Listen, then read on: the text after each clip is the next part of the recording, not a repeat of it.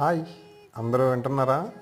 ఇవాళ మనం వింటున్నది శ్రీకృష్ణుడి గురించి. శ్రీకృష్ణుడు ధర్మ పరిరక్షణ పాత్రలో ఎన్ని పాత్రలు పోషించాడంటే, అఖండ ధర్మరక్షకుడిగా, పాండవులకు మార్గదర్శిగా, భగవద్గీతను ఉపదేశించిన వాడిగా, ధర్మయోధుడిగా, ధర్మం మరియు కర్మ చేయడం వల్ల మన బాధ్యతలు ఫలితాన్ని ఆలోచించకూడదనే సూత్రాన్ని ఎంత చక్కగా వివరించాడంటే, ఆచరణాత్మక ధర్మస్థాపన, సంధి ప్రయత్నాలు, ధర్మస్థాపనలో మార్గం చైతన్యపరచాలని ఎంతో ప్రయత్నించారు ఆయన. శ్రీకృష్ణుడి గురించి ఒక 10 రీల్స్ పెట్టేసి, లేదంటే ఒక 5 వీడియోలు షేర్ చేసేసి చెప్పడం కాదు. మన యొక్క ఇతిహాసాలు, పురాణాల గురించి తెలుసుకోవాలి.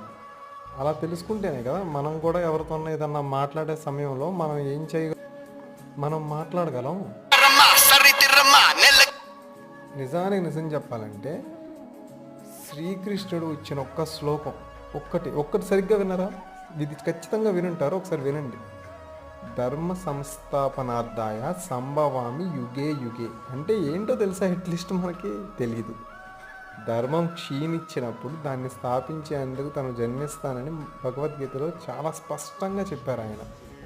పాండవులకి మార్గదర్శనం చేసినప్పుడు ధర్మరాజు, అర్జునుడు, భీముడు, నకుల సహదేవులకు మీరు సత్య మార్గంలో ఎలా నడవాలి అన్నది ఎంత వివరంగా ఆయన చెప్పారంటే,